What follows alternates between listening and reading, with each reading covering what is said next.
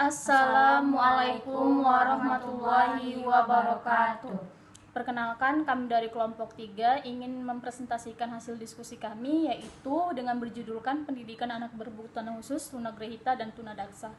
Dengan saya sebagai moderator Pandey Ramasari Saragi, dan penyaji satunya Sakila Salsabila, dan penyaji duanya Reka Arianis. Baiklah, yang pertama akan membacakan pengertian dari Tunagrahita yang dibacakan oleh Sakila.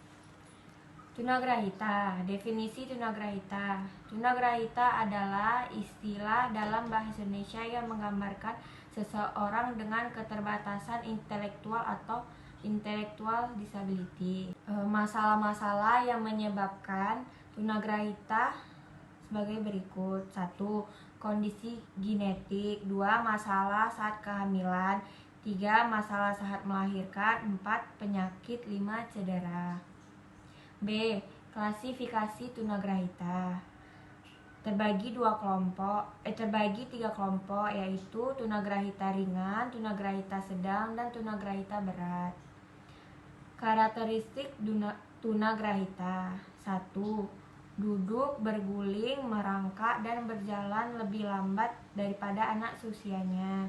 2. Berbicara terlambat daripada anak seusianya atau mengalami kesulitan berbicara. 3. Kesulitan mengingat.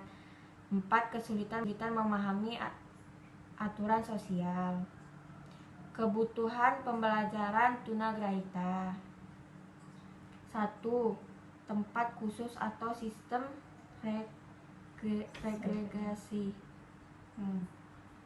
Contohnya sekolah khusus, kelas jauh, guru kunjung, dan lembaga perawatan. 2. Sekolah umum dengan sistem. Contohnya kelas biasa tanpa kekhususan baik.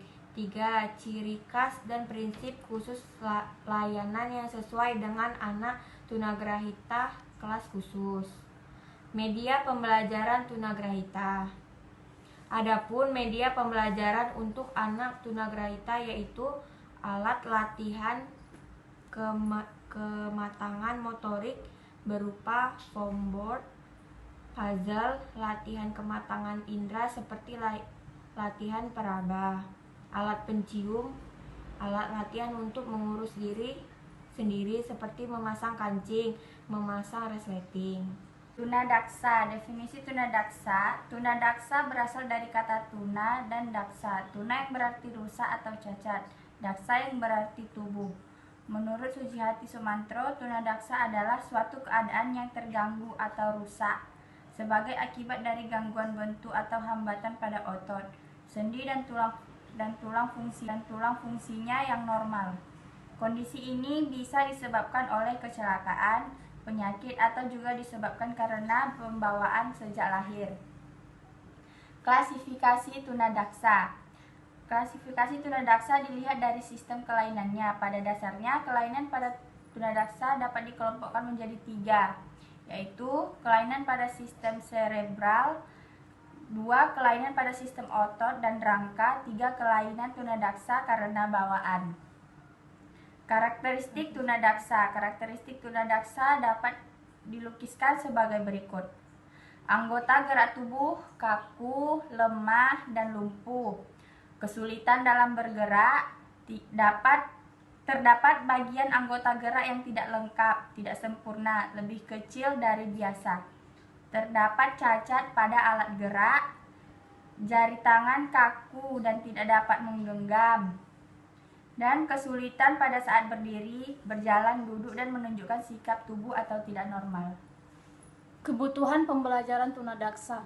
Kebutuhan pembelajaran tunadaksa adalah sekolah yang bisa menyediakan segala kebutuhan anak. Tunadaksa termasuk pengajar atau ahli di bidang pedagogik, dokter anak, dokter rehab medis, dokter ortopedi, dokter saraf, psikolog, guru konseling, pekerja sosial, fisioterapis, terapis bicara, dan terapis okupasi. Media pembelajaran tunadaksa yang digunakan pada anak tunadaksa adalah media yang fungsinya dapat memudahkan guru dan murid dalam melakukan pembelajaran dan media yang menarik serta aman bagi anak. Sekian dari kelompok kami. Apakah ada yang ingin bertanya? Kami persilahkan. Assalamualaikum warahmatullahi wabarakatuh.